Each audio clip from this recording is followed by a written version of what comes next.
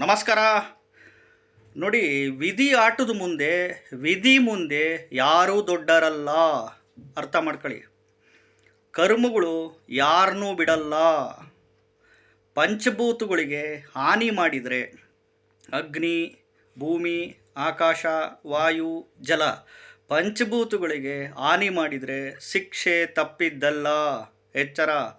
ಸಾಕ್ಷಾತ್ತು ದೇವಾನುದೇವತೆಗಳಿಗೆ ಶಿಕ್ಷೆಗಳು, ಕಷ್ಟಗಳು, ಕರ್ಮಗಳು ಬಿಡಲಿಲ್ಲ, ಇನ್ನು ಮನುಷ್ಯರಿಗೆ ಬಿಡುತ್ತಾ? ಎಕ್ಸಾಂಪಲ್ ಹೇಳೋದಾದರೆ, ಕೃಷ್ಣ ಪರಮಾತ್ಮ ಆಗ್ಬೋದು, ಸಾಕ್ಷಾತ್ ಶ್ರೀರಾಮ ಆಗ್ಬೋದು, ಕಷ್ಟಗಳನ್ನ ಎದುರಿಸಿದ್ದಾರೆ. ಅರ್ಥ ಮಾಡ್ಕೊಳ್ಳಿ. ಅಂಥ ದೇವಾನುದೇವತೆಗಳಿಗೆ, ದೇವರಿಗೆ ಕಷ್ಟ ಬಿಟ್ಟಿಲ್ಲ, ಇನ್ನು ಮನುಷ್ಯರೇ ನಮ್ಮಂಥ ನಿಮ್ಮಂಥರಿಗೆ ಬಿಡುತ್ತಾ? ಪ್ರತಿಯೊಬ್ಬರೂ ಕರ್ಮ ಮಾಡಿರ, ಒಳ್ಳೆಯ ಕರ್ಮ ಮಾಡಿರ, ಕೆಟ್ಟ ಕರ್ಮ ಭೂಮಿ ಮೇಲೆ ಕಲಿಯುಗದಲ್ಲಿ ಇಲ್ಲೇ ಅನುಭವಿಸ್ಬೇಕಾಗುತ್ತೆ. ಇಲ್ಲೇ ಸ್ವರ್ಗ, ಇಲ್ಲೇ ನರಕ.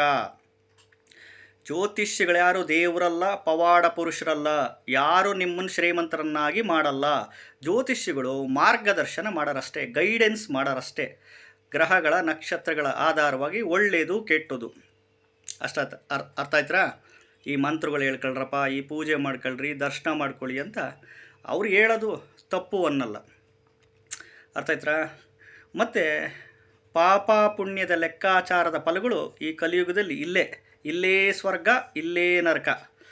ಕಲಿಯುಗದಲ್ಲಿ ಇವೆರಡನ್ನ ಮನುಷ್ಯ ಅನುಭವಿಸಿ ಹೋಗಬೇಕು.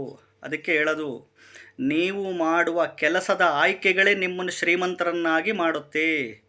ನೀವು ಸೆಲೆಕ್ಟ್ ಮಾಡುವ ಆಯ್ಕೆಗಳು, ಉದ್ಯೋಗದ ಆಯ್ಕೆ, ವ್ಯಾಪಾರದ ಆಯ್ಕೆ, ಕೃಷಿ ವ್ಯವಸಾಯದ ಆಯ್ಕೆ, ರಾಜಕೀಯದ ಆಯ್ಕೆ ಇರ್ಬೋದು, ಫಿಲಿಮ್ ಲ್ಯಾಂಡ್ ರಿಲೇಟೆಡ್ಸ್ ಆಯ್ಕೆಗಳಿರ್ಬೋದು, ಯಾವುದೇ ಆಯ್ಕೆಗಳು ತಗೊಳ್ಳಿ, ನೀವು ಸೆಲೆಕ್ಟ್ ಮಾಡುವ ಆಯ್ಕೆಗಳೇ ನಿಮ್ಮನ್ನು ಶ್ರೀಮಂತರನ್ನಾಗಿ ಮಾಡುತ್ತೆ ಹೊರತು ಯಾವ ಜ್ಯೋತಿಷ್ಯಗಳು ನಿಮ್ಮನ್ನು ಶ್ರೀಮಂತರನ್ನಾಗಿ ಮಾಡಲ್ಲ, ನಿಮಗೆ ಪವಾಡ ಮಾಡಲ್ಲ.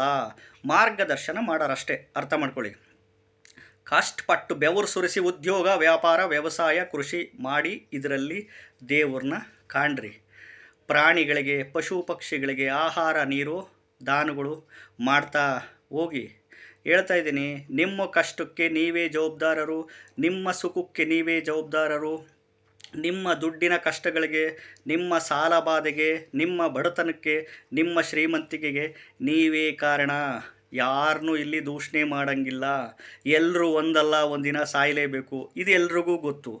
ಆದರೂ ಭೂಮಿ ಮೇಲೆ ಇರೋವರೆಗೂ ನಂದು ನಾನು ಮಾಡಿದ್ದು, ನಂದು ಅಹಂಕಾರ. ನೋಡಿ, ಕರೋನಾ ಟೈಮಲ್ಲಿ ಬದುಕಿದ್ರೆ ಸಾಕು, ಜೀವ ಉಳಿದ್ರೆ ಸಾಕು ಅಂತ ಎಲ್ಲರೂ ಮಾತಾಡ್ತಿದ್ರು.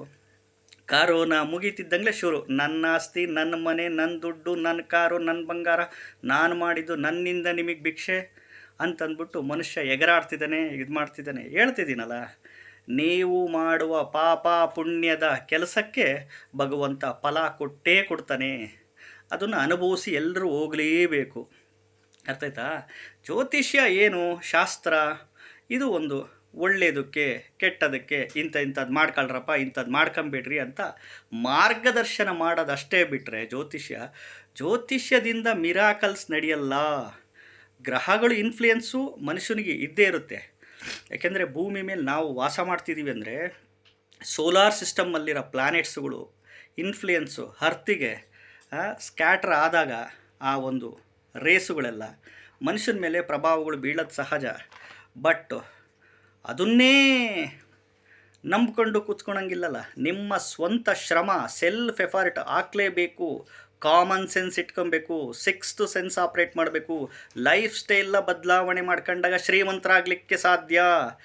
ನಾನು ಡಬಲ್ ಗ್ರ್ಯಾಜುಯೇಟು, ನಾನು ಗ್ರ್ಯಾಜುಯೇಟು, ನಾನು PhD ಮಾಡಿದ್ದೀನಿ, ನಾನು ಓದಿರೋ ಕ್ವಾಲಿಫಿಕೇಷನ್ ಅದು, ನಾನು ಓದಿರೋ ಕ್ವಾಲಿಫಿಕೇಷನ್ ಇದು, ನಾನು ಈ ಕೆಲಸ ಮಾಡಲ್ಲ, ನಾನು ಆ ಕೆಲಸ ಮಾಡಲ್ಲ, ನಾನು ಆ ವ್ಯಾಪಾರ ಮಾಡಲ್ಲ, ಈ ವ್ಯಾಪಾರ ಮಾಡಲ್ಲ, ನನಗೆ ಈ ಕೃಷಿ ಮಾಡಲ್ಲ, ನನಗೆ ಅವಮಾನ, ನನಗೆ ಪ್ರೆಸ್ಟೇಜು, ನಮ್ಮ ವಂಶ ಎಂಥದ್ದು, ನಮ್ಮ ಫ್ಯಾಮಿಲಿ ಎಂಥದ್ದು, ಇಂಥ ಕೆಲಸ ಮಾಡಿದರೆ ನಮ್ಗೆ ಅವಮಾನ ಆಗುತ್ತೆ ಅಂತ ಇದ್ದರೆ ಶ್ರೀಮಂತರಾಗಲ್ಲ. ಎಚ್ಚರ ಎಚ್ಚರ.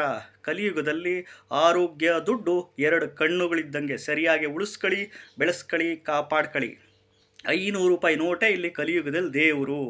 ಇವಾಗ ದುಡ್ಡನ್ನ ನೀವು ದುಡಿದು ಹೆಂಗೆ ಸಾಕ್ತಿರೋ, ಮುಂದಿನ ಕಷ್ಟ ಕಾಲದಲ್ಲಿ ಅದು ನಿಮ್ಮನ್ನು ಸಾಕುತ್ತೆ. ಎಚ್ಚರ. ನಮಸ್ಕಾರ.